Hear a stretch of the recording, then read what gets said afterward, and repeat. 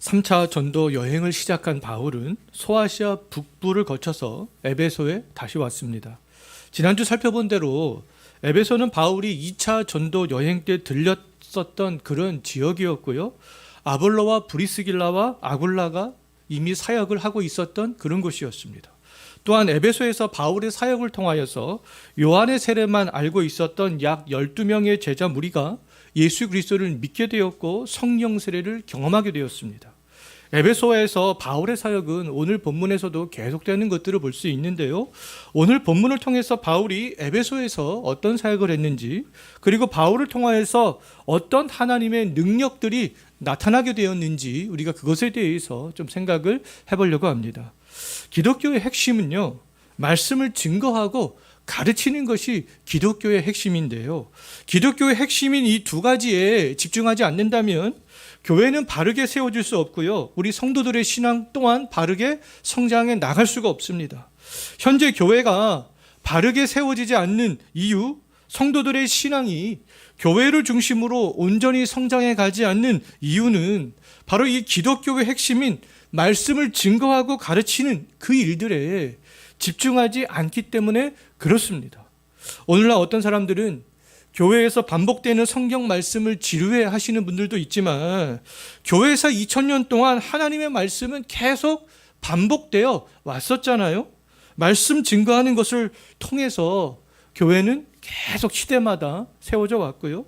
말씀을 가르치는 것을 통하여서 성도들은 각 시대마다 바른 신앙들을 갖게 되었습니다. 지금까지 사도행전을 통하여서 살펴보았듯이 초대교회는요, 말씀을 증거하고 가르치는 일들에 집중해 왔었잖아요. 예루살렘 교회의 성도들은 박해를 피해서 흩어지면서 말씀을 증거했습니다. 또 사도들은 말씀을 가르쳤어요. 바울도 1차, 2차, 3차 전도 여행을 하면서 말씀을 증거했고 또 교회를 재방문하여서 말씀을 가르쳤습니다. 바울은 에베소에서 또다시 말씀을 증거하고 가르치는 사역들을 반복하는 것들을 볼 수 있어요. 오늘 본문에서 바울은 두 장소에서 또 말씀을 증거하고 반복적으로 가르치는 것들을 볼 수 있습니다. 첫 번째로 이 바울이 어떤 장소에서 말씀을 강론하고 권면을 했는가? 8절 한번 보십시오. 어떤 장소에서 했습니까? 에베소에 있는 회당에서 했었잖아요. 기간은 얼마 동안 했습니까? 3달 동안. 3달 동안 에베소에 있는 회당에서 말씀을 강론했고 주 예수 그리스도를 믿을 것을 그 회당에 모였던 사람들에게 권면했죠. 두 번째로 바울이 또 에베소의 어떤 장소에서 말씀을 증거하고 가르쳤는지 9절 마지막 부분을 한번 보시기 바라겠습니다. 어디서 했습니까? 두란노 서원에서 가르쳤잖아요. 바울은 두란노 서원에서 10절 한번 보십시오. 얼마 동안 말씀을 반복적으로 증거하고 가르쳤어요? 무려 2년 동안 말씀을 반복적으로 증거했고 가르쳤습니다. 회당에 근데 모인 사람들은 3달 동안 말씀을 들었지만 그들은 말씀에 어떤 반응을 보였어요? 부정적인 반응을 보였습니다. 그들은 말씀에 순종하지 않았잖아요. 사람들 앞에서 더 주 예수 그리스도의 말씀을 비방했습니다. 바울은 불순종하고 그 말씀을 오히려 비방하는 사람들에게 이제는 더 이상 말씀을 증거하는 것이 불가능하다, 그런 판단을 하고 두란노 서원으로 옮겨서 2년 동안 그곳에서 다시 말씀을 증거하고 가르치기 시작했던 거죠. 두란노 서원에 모인 사람들은 무려 2년 동안 바울이 증거하는 말씀을 계속 들었습니다. 2년 동안 두란노 서원에서 모여서 말씀을 들었던 것은 그들이 하나님의 말씀으로 받아들였기 때문에 바울은 2년 동안 그곳에서 계속 말씀을 증거하고 가르칠 수가 있었던 거죠. 에베소 회당에 모인 사람들과 두란노 서원에 모인 사람들은 바울에게서 동일한 말씀을 들었지만 서로 다른 반응을 보이고 있잖아요.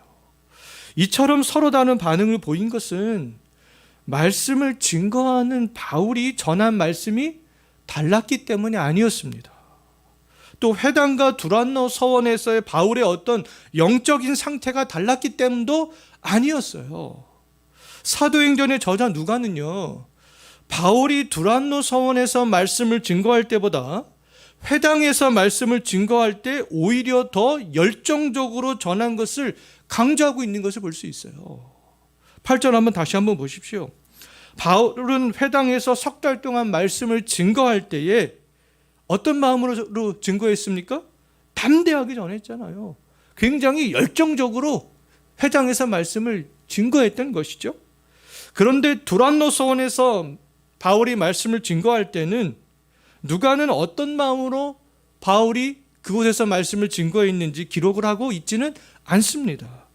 그렇다면 왜 동일한 사람이 동일한 말씀을 증거했음에도 불구하고 이처럼 서로 다른 반응을 보이는 것이겠습니까?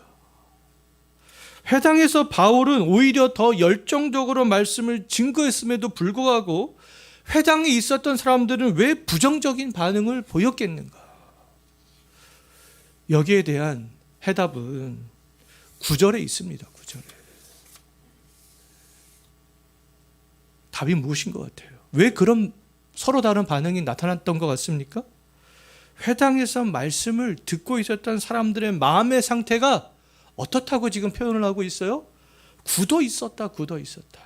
말씀을 들어올 틈이 없었던 것이죠. 회당에 모인 사람들은 바울이 증거하는 말씀을 듣지 않겠다. 나는 듣지 않을 거야. 저 말씀은 내 생각과 달라. 저 말씀 나는 절대로 듣지 않아. 받아들일 수 없는 말씀이야. 그런 마음으로 회당의 사람들이 모였던 것이죠. 그런 사람들이 회당에 앉아 있었던 겁니다. 귀를 막고 마음을 꽉 닫은 채로요. 그러면서도 그들은 3달 동안 계속 회당에 나가서 바울이 전하는 말씀을 듣고 있었던 거죠. 최고의 지성과 영성을 겸비한 바울이 말씀을 증거했지만 회당에 모인 사람들의 마음은 꽉 닫혀 있었습니다. 근데 사람의 마음은 다른 사람이 열어줄 수 없잖아요. 부모님이 열어줄 수 없습니다. 나의 아내가, 나의 남편이 열어줄 수가 없어요.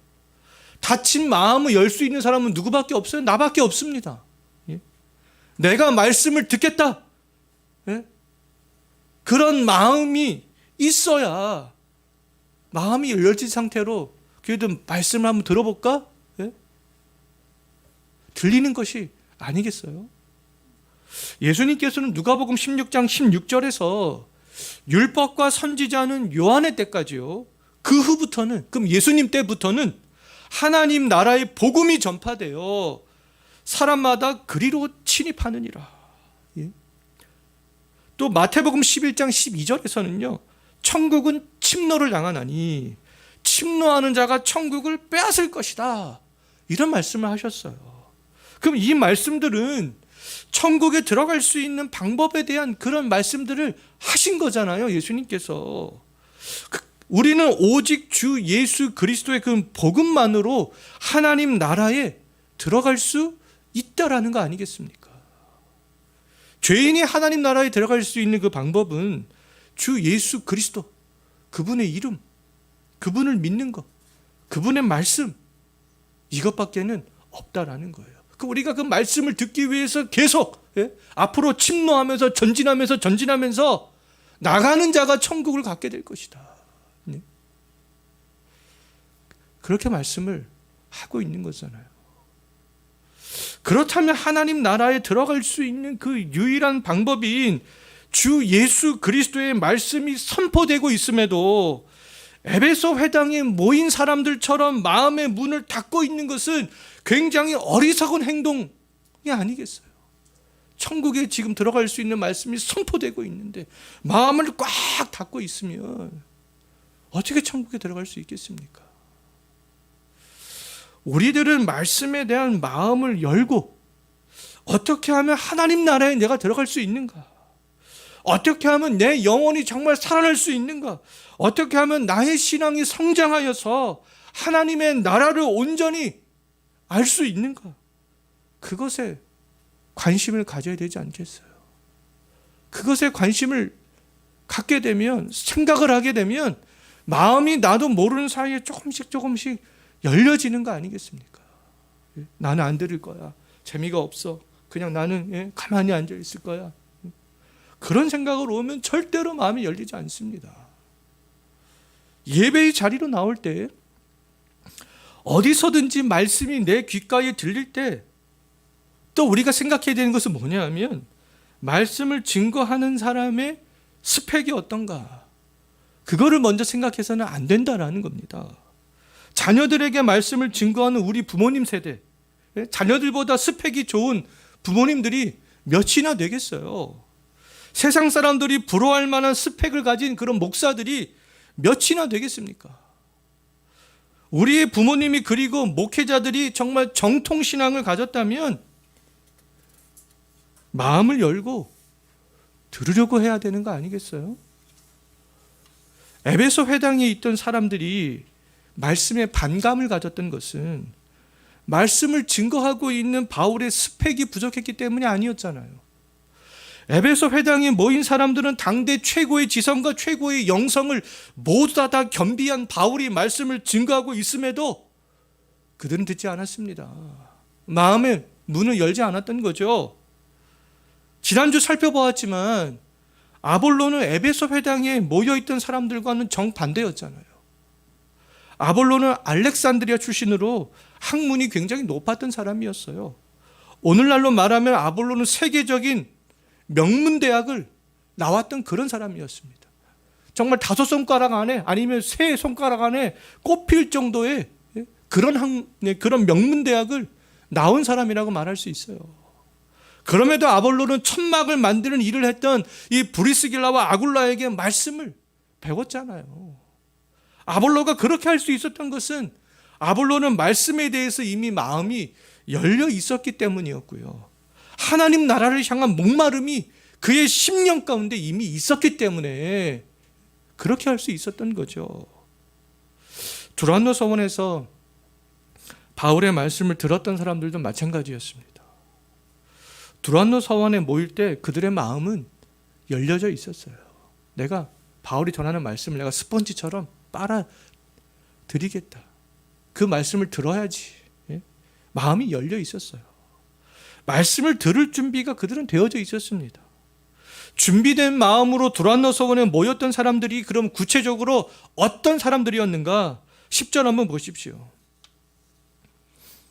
두란노 서원에서 2년 동안 바울이 증거하는 말씀을 들었던 사람들은 누구라고 되어져 있습니까? 아시아에 사는 유대인들과 헬라인들이었죠.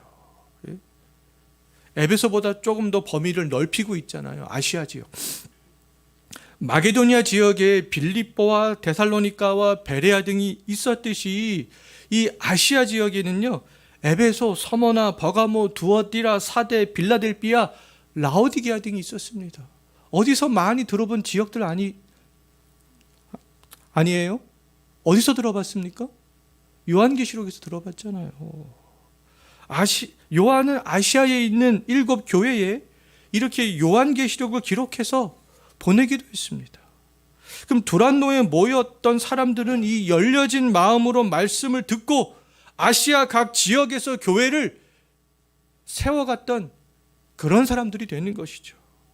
에베소에서, 서머나에서, 버가모에서, 두아디라에서, 사데에서, 빌라델비아에서, 라오디게아에서 교회를 세워갔던 그런 사람들이 되는 거 아니겠어요? 자, 우리들이 이 말씀이 선포되는 자리에 모일 때 중요하게 생각해야 할 것은 말씀을 전하는 사람이 아닙니다.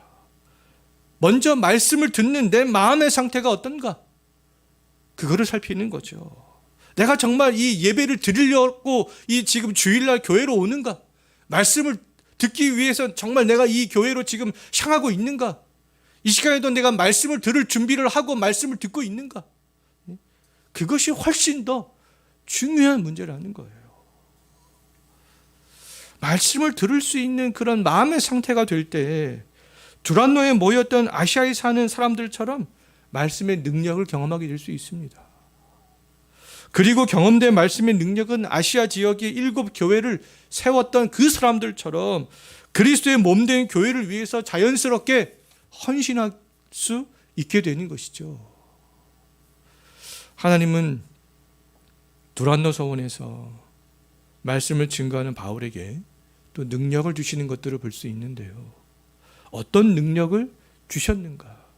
11절 한번 보십시오. 하나님께서는 이 바울의 손을 통하여서 놀라운 능력들이 나타나게 하셨잖아요.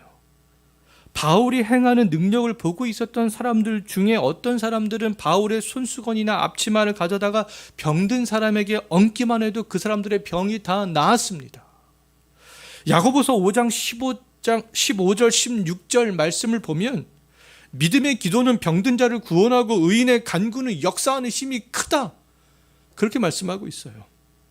그러면서 병 낫기를 위하여서 너희들은 서로 기도하라, 이렇게 말씀하고 있습니다.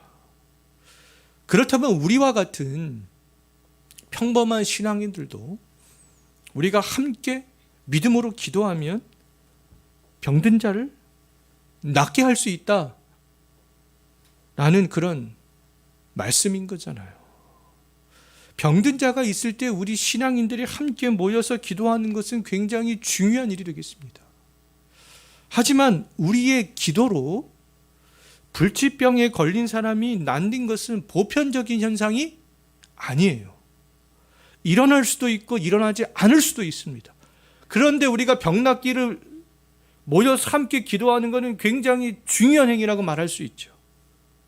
오늘날에는 근데 일어날 확률보다는 일어나지 않을 확률이 훨씬 더 많습니다. 그러나 2000년 전 사도 바울을 비롯해서 예루살렘에 있는 사도들은 그렇지 않았어요. 사도들이 병자를 고치고 귀신을 쫓아내는 등 특별한 기적을 행한 것은 일상에서 항상 있어 왔던 그런 일들이었습니다. 하나님께서 왜냐하면 그 사도들에게는 다 특별한 그러한 능력들을, 병 고치는 능력들을, 귀신을 쫓아내는 능력들을 모든 사도들에게 다 주셨기 때문에 그렇습니다. 마태복음 10장 1절 말씀을 보게 되면 예수님께서는 사도라 불리우는 제자들에게 더러운 귀신을 쫓아내며 모든 병과 모든 악한 것을 고치는 권능을 다 주셨어요. 바울도 사도이기 때문에 예수님께서는 12 제자에게 주신 권능을 바울에게도 주셨던 것이죠. 그렇기 때문에 사도들이 병 고치고 귀신을 쫓아내는 것은 날마다 일상이었습니다. 비일비재하게 항상 일어났던 그런 일들이었던 거죠. 예루살렘의 사도들은 예수님께서 주신 그 권능을 가지고 사람들에게 표적과 기사를 많이 행했다. 사도행전 5장 12절 말씀을 보면 그렇게 말씀하고 있어요. 베드로는 나면서부터 걷지 못한 사람과 중풍병자들, 수많은 병자들과 귀신 들린 사람들을 베드로는 고쳤고요. 죽었던 다비다를 베드로는 살리기도 했습니다. 바울도 구브로섬 살라미에서 엘루만을 맹인으로 만들었고요. 루스드라에서는 나면서부터 걷지 못하던 사람들의 병을 고쳤고, 에베소에서도 이처럼 병자를 고치고 귀신을 쫓아내는 그런 능력들을 지금 행사하고 있는 것들을 볼 수 있잖아요. 사도들을 통하여서 이렇게 기적이 나타나는 것은 일상이었지만 오늘날 우리에게는 특별한 상황들인 거죠. 그럼에도 기도하는 우리들에게 하나님이 능력을 주시면 우리를 통해서도 얼마든지 인간의 이성과 과학을 뛰어넘는 초자연적인 일들이 일어날 수 있습니다. 초자연적인 현상이 이처럼 일어나는 이유는요, 영적인 세계가 있기 때문에 그렇습니다. 초자연적인 현상은 하나님의 영에 의해서 일어날 수도 있고 사탄의 영에 의해서 일어날 수도 있는 거잖아요. 우리들이 초자연적인 현상을 보거나 경험한다면 그 현상들이 하나님의 능력에 의해서 나타난 것인지 아니면 악한 영에 의해서 나타난 것인지 분별할 수 있어야 되는 거 아니겠습니까? 예수님께서는 주의 이름으로 선지자 노릇을 하고 귀신을 쫓아내고 많은 권능을 행했다 할지라도, 초자연적인 능력을 너희들이 행했다 할지라도 불법을 행하는 자가 있노라, 이렇게 말씀하셨잖아요. 초자연적인 현상이 일어난 결과만을 보면서 맹목적으로 그렇다면 추정해서는 안 된다라는 거 아니겠습니까? 불법의 영을 통하여서도 초자연적인 현상이 얼마든지 일어날 수 있기 때문에 그렇습니다. 에베소에서 바울이 하나님의 능력을 힘입어 병자를 고치고 악귀를 정말 내보낼 때 악한 영을 의존하는 그 유대인들이요, 그 모든 과정들을 다 지켜보고 있었습니다. 어떤 사람들이 정말 지켜보고 있었는가? 13절 첫 부분과 14절 한번 보십시오. 어떤 사람들이 그 모든 과정들을 쭉 지켜보고 있었어요? 사탄의 힘을 빌려서 마술을 행하는 떠돌이 유대인들이 그것들을 다 지켜보고 있었습니다. 그리고 또 유대의 제사장 스게와의 7 아들도 그 장면들을 다 지켜보고 있었잖아요. 이들은 바울처럼 주 예수의 이름을 부르며 악귀 들린 자에게 있는 귀신을 정말 내보내고자 했던 것이죠. 스게와의 7 아들을 비롯하여서 떠돌아다니는 유대인 마술사들은 예수 그리스도에 대한 믿음이 없는 그런 사람들이었잖아요. 하나님은 이들에게 능력을 주신 적도 없습니다. 그렇다고 사탄이 이들에게 지금 에베소에서 귀신을 내보낼 수 있는 능력도 준 적이 없어요. 그럼에도 스게와의 7 아들은 바울처럼 악귀 들린 사람에게 있는 악귀를 내보내고자 했던 것이잖아요. 하나님의 능력을 힘입은 바울은 악귀를 내보냈지만 스게와의 7 아들은 악귀를 내보내지 못했습니다. 오히려 스게와의 7 아들은 악귀 들린 사람들에게 제압을 당해서 몸에 상처를 입고 벗은 몸으로 도망갔던 거죠. 이것을 볼 때 우리에게 필요한 것은 스게와의 7 아들처럼 거짓된 마음으로 예수의 이름을 부르거나 그 신앙을 모방해서는 안 되는 거 아니겠습니까? 초자연적인 역사가 우리를 통하여서 간헐적으로 나타나거나 설령 나타나지 않는다 할지라도 우리에게 필요한 것은 하나님의 뜻에 따라서 신실한 사람들에게 때때로 초자연적인 그런 능력을 주시고 악한 영의 우두머리인 사탄까지라도 멸하실 수 있는 크신 그 하나님의 능력을 믿고 순종하는 거죠. 그러면 하나님께서 친히 그런 사람들을 통하여서 하나님 나라를 확장해 가시는 것들을 볼 수 있습니다. 하나님은 하나님의 그 능력을 믿고 의지하는 바울을 통하여서 이제 에베소에서 본격적으로 하나님의 나라를 확장해 가시는 것들을 볼 수 있어요. 이제 그런 이 사건을 통하여서 에베소에 대부흥이 일어나는 것들을 볼 수 있습니다. 하나님은 에베소에 이제 3가지 큰 변화가 일어나게 하심으로 에베소에서 하나님 나라를 확장해 가시는 것들을 볼 수 있는데요. 첫 번째로 에베소에 어떤 변화가 있었는가? 에베소 사람들이 어떤 변화를 일으켰는가? 17절 한번 보십시오. 에베소에 사는 유대인과 헬라인들이 그 광경을 보면서 두려워하면서 주 예수 그리스도의 그 이름을 높이기 시작했습니다. 이들은 바울을 통해 나타난 하나님의 그 능력과 스게와의 7 아들을 통해서 나타난 악한 영의 능력을 모두 다 경험하면서 자연스럽게 하나님에 대한 그 마음의 문이 열리게 되었던 거죠.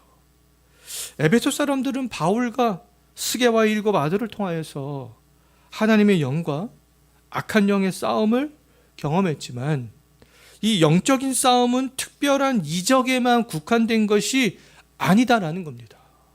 영적인 싸움은 우리 그리스도인들의 모든 삶에서 직면하는 문제가 되겠습니다.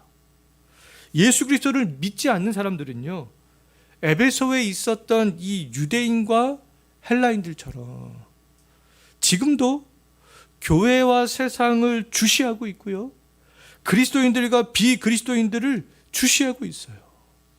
그들이 교회와 그리스도인들을 두려워하면서 주 예수의 이름을 높이는 사람들로 변화되는 것은 우리 그리스도인들에게 달려있다라는 거 아니겠습니까? 왜요? 그들이 우리를 주시하고 있기 때문에 그렇습니다. 우리가 그렇다면 영적인 싸움을 싸워서 승리해야 그들이 하나님의 능력을 알게 되는 거 아니겠습니까? 스게와의 7 아들이 패배한 것처럼 예수의 이름을 모방한 사람들이 그들이 패배하는 것들을 보는 거잖아요. 자, 두 번째로 에베소에 또 변화가 있었는데 어떤 변화가 있었는가 18절 한번 보십시오. 이미 예수 그리스도를 믿고 있던 사람들이 와서 회개하는 일들이 일어났습니다. 이들이 언제부터 예수 그리스도를 믿게 되는지는 알 수 없으나 아마도 2년 동안 두란노 서원에서 바울에게 말씀을 들었던 그 사람들이겠죠. 예? 이들은 근데 아직까지 그리스도인들이 해서는 안 되는 일들을 하고 있었던 거예요. 18절을 보면서 어떤 분들은 자기 죄를 공개적으로 밝혀야 한다라고 말하기도 하지만 그러나 사람들 앞에서 공개적으로 발표할 죄가 있고 하나님 앞에서 개인적으로 해결을 해야 될 죄가 있습니다. 나와 관련이 된 개인적인 죄는 반드시 공개적으로 밝힐 필요가 없는 거 아니겠어요? 하나님 앞에서 그냥 해결함들을 받으면 되는 거죠. 그런데 다른 사람이나 공동체의 용서를 구해야 하는 그런 죄를 범했다면 당사자나 공동체 앞에서 자신의 잘못들을 공개해야 할 필요도 있습니다. 대표적인 예가 교회에서 권징받을 때가 아니겠어요?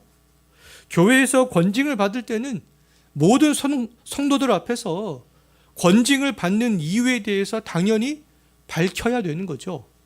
참된 권징을 실행하고 참된 권징을 기꺼이 받는 사람들은 지금 에베소에서 그 이미 신앙인이 된 사람들이 나와서 자기 죄를 자복하고 회개했던 것처럼 알렸던 것처럼 자복하고 자기의 행한 일들을 자연스럽게 자복하고 사람들 앞에서 회개할 수 있게 되는 것이죠. 에베소 성도들이 자복하면서 공개적으로 회개한 것은요, 너무나 크신 하나님 앞에서 두려움을 느꼈기 때문에 그렇습니다. 진정한 회개는 입술로만 하는 회개가 아니잖아요. 크신 하나님 앞에서 어찌할 수 없는 두려움을 느꼈을 때, 그럴 때 하는 회개가 진정한 회개가 되겠습니다. 우리는 바리새인들처럼 입술로만 회개하려고 하기보다 하나님을 알려고 해야 하는 것이죠. 크고 두려우신 하나님을 아는 순간 그냥 자복하는 회개를 자연적으로 하게 될 수밖에 없기 때문에 그렇습니다. 자, 세 번째로 또 에베소에 어떤 변화가 있었는데요. 어떤 변화가 있었는가 19절 한번 보십시오. 어떤 변화가 있었습니까? 악한 영을 의지하여서 마술을 행하던 사람들이 마술책을 다 모아가지고 와서 다 불살라 버렸잖아요. 불살라 버린 책값이 은 5만이었더라. 그 가치를 평가하고 있습니다. 오늘날 어떤 학자는 오늘날의 화폐로 환산하면 약 60억 원이 되는 그런 가치로 그렇게 평가하기도 하는데요. 그럼에도 그들은 아까워하지 않았습니다. 가차없이 자신의 생계 수단들을 다 불태워버렸던 거죠. 마술책을 모아 불태운 에베소의 마술사들은 밭에 감추인 보화를 발견한 이후에 자기의 소유를 다 팔아서 그 밭을 산 사람과 지금 같은 행동들을 하고 있는 거 아니겠습니까? 마술사들은 억만금을 주고도 살 수 없는 그 천국을 발견했기 때문에 악한 영을 의존하여서 돈을 벌던 방식을 그 버리는 것들을 전혀 아까워하지 않았던 것이죠. 이들에게는 이제 그 자기의 생계 수단을 유지하던 마술책이 가장 가치 있는 것이 아니라 천국이 가장 가치 있는 것으로 그렇게 변했습니다. 오늘날 우리들은 하나님의 방식과 이 세상의 방식이 충돌할 때 하나님의 방식을 쉽게 포기하는 경향이 있습니다. 근데 포기하기 우리가 어려울 때 나에게 최고의 가치가 무엇인가? 그것들을 우리가 생각을 해본다면 약 60억 원이나 되는 마술책을 불태워 버렸던 에베소의 마술사들처럼 결단하기가 좀 더 쉬워지지 않겠어요? 나에게 최고의 가치가 무엇인가? 그것들을 우리가 좀 생각을 해볼 필요가 있습니다. 오늘 우리는 에베소에서 바울을 통해서 나타난 하나님의 그 두 능력에 대해서 살펴봤는데요. 첫 번째, 바울을 통해서 나타난 하나님의 능력은 두란노 서원에서 바울의 말을 들었던 아시아에 사는 사람들을 통하여서 나타났습니다. 두 번째로 바울을 통해서 하나님의 능력이 나타나게 된 것은 스게와의 일곱 아들과는 달리 병자를 고치고 악기를 쫓아낸 후에 변화된 이 새 부류의 그런 믿음의 사람들을 통하여서 나타나게 되었던 거죠. 우리들도 이번 한 주간 살아갈 때에 두란노 서원에서 말씀의 능력을 경험하고 아시아 각 지역에서 교회를 세워갔던 그 성도들처럼 말씀을 경청하여 들음으로 교회를 견고하게 세워가는 사람으로 정말 우리가 서가기를 정말 원합니다. 그리고 영적인 싸움을 싸워서 승리함으로 지금도 교회와 그리스도인들을 주시하고 있는 사람들을 통하여서 그 사람들을 그리스도께로 이끌 수 있는 그런 우리 성도들이 되기를 원해요. 우리들이 말씀을 통하여서 하나님의 능력을 경험하고 영적인 싸움에서 승리한다면 우리들과 우리를 통하여서 변화된 사람들을 통하여서 주의 말씀이 더욱더 힘있게 퍼져나갈 수 있고요. 자연스럽게 하나님의 나라가 확장해 나갈 수 있다라는 것들을 오늘 말씀을 통하여서 우리가 기억하면서 이번 한 주간도 살아갈 수 있게 되기를 소망합니다. 기도하겠습니다. 아버지 하나님,